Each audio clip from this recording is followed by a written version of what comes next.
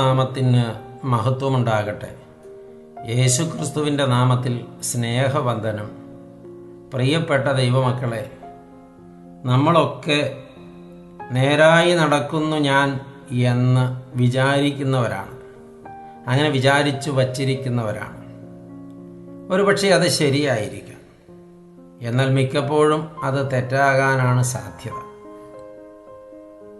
നമ്മുടെ ചിന്ത നമ്മളെല്ലാം ശരിയായി ചെയ്യുന്നുവെന്നാണ്. നമ്മൾ പൂർണ്ണമായും ശരിയാണ് എന്ന് തന്നെയാണ് നമ്മുടെ ചിന്ത. നമ്മുടെയൊക്കെ ഏറ്റവും വലിയൊരു ബലഹീനതയാണ് ആ പറഞ്ഞത്. സ്വന്തം ജീവിതത്തിൽ സ്വന്തം ഭാഗത്ത് കുറവുകളുണ്ടെന്നോ വൈകല്യങ്ങളുണ്ടെന്നോ നാം ഒരിക്കലും കണ്ടെത്തുന്നില്ല. അതേസമയത്ത് മറ്റുള്ളവരുടെ കുഞ്ഞു കുഞ്ഞു കുറവുകളും വൈകല്യങ്ങളുമൊക്കെ കണ്ടെത്തുന്നതിന് നമുക്ക് ബഹു സാമർഥ്യമാണ്. അതിനൊരു തർക്കവുമില്ല. എന്നാൽ ഇങ്ങനെ എൻ്റെ ഭാഗം മുഴുവനും ശരിയാണെന്ന്, എൻ്റെ ചിന്തകളെല്ലാം ശരിയാണെന്ന്, എൻ്റെ വഴികളെല്ലാം ശരിയാണെന്ന് ഒരാൾക്ക് തോന്നിയാൽ സത്യത്തിൽ ആ വ്യക്തി വഴി തെറ്റുകയാണ്. എന്തെന്നാൽ അത് ആ വ്യക്തിയുടെ അഹന്തയിൽ നിന്ന് ഉടലെടുക്കുന്ന ഒരു ചിന്തയാണ്.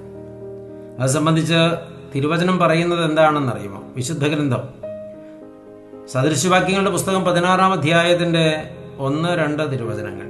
ഒരു മനുഷ്യൻ്റെ നോട്ടത്തിൽ അവൻ്റെ വഴികളെല്ലാം വെടിപ്പുള്ളവയായി അവന് തോന്നും, എന്നാൽ ദൈവമോ വഴികളെ ക്രമപ്പെടുത്തുന്നു. എൻ്റെ വഴികൾ എല്ലാം നേരുള്ളവയാണെന്ന് എനിക്ക് സ്വയം തോന്നുകയും എന്നിട്ട് ഞാൻ ദൈവം ആഗ്രഹിക്കാത്ത വഴിയിലൊക്കെ നടക്കുകയും ചെയ്താൽ സത്യമായിട്ടും അതെൻ്റെ പരാജയമാണ്. ആളുകളുടെ ചിന്ത, ഞാൻ ഉൾപ്പെടെയുള്ളവരുടെ ഒരു ചിന്തയാണത്, ഞാൻ ചെയ്യുന്നതൊക്കെ ദൈവം ആഗ്രഹിക്കുന്ന കാര്യങ്ങളാണ് എന്ന്. ദൈവം ആഗ്രഹിക്കുന്നതല്ല ഞാൻ ചെയ്യുന്നത് എന്നത് സത്യമാണ്. അപ്പോഴും എൻ്റെ ഉള്ളം പറയുന്നത് ഞാൻ ചെയ്യുന്നതൊക്കെ ദൈവം ആഗ്രഹിക്കുന്ന അല്ലെങ്കിൽ ദൈവം ഉദ്ദേശിക്കുന്ന കാര്യങ്ങളാണ്. അങ്ങനെ നാം സ്വയം വിശ്വസിക്കുകയും നമ്മെ തന്നെ വിശ്വസിപ്പിക്കുകയും അതിൽ സ്വയം നീതീകരിക്കുകയും ചെയ്യുകയാണ്. ദൈവം വഴികളെ ക്രമപ്പെടുത്തുന്നവനാണെന്ന വാക്ക് മറക്കണ്ട. ദൈവകരങ്ങളിലേക്ക് ഏൽപ്പിച്ചു കൊടുക്കണം. നന്നായിട്ട് പ്രാർത്ഥിക്കണം.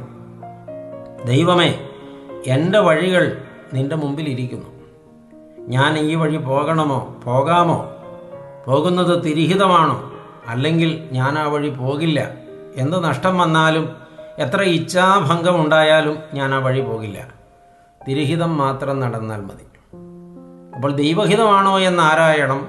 അതെങ്ങനെ അറിയാം? ദൈവവചനപ്രകാരം പരിശോധിക്കണം. ഈ വഴി എനിക്ക് ഒരു ദൈവവൈതലിന് കാമ്യമാണോ? ഈ റൂട്ട് ദൈവവചനപ്രകാരം ഒരു വിശ്വാസിക്ക് യോഗ്യമാണോ?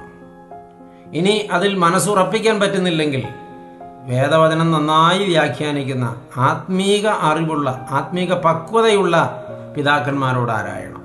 അപ്പോൾ അവർ നേരായ വഴി പറഞ്ഞു തരും. സ്വയമായി നിർണയിക്കരുത്, അത് പരാജയമായി തീരും. നമ്മുടെയൊക്കെ ജീവിതം വളരെയധികം പരിശോധിക്കപ്പെടേണ്ടതല്ലേ? വാസ്തവമായിട്ടും നമുക്ക് നമ്മുടെ ജീവിതത്തെ ഒന്ന് ചിട്ടപ്പെടുത്തേണ്ടതല്ലേ? അതിന് ഭാഗ്യമുണ്ടാകട്ടെ. ദൈവം അനുഗ്രഹിക്കട്ടെ. ഒത്തിരി സ്നേഹത്തോടെ പാറക്കരയച്ചൻ.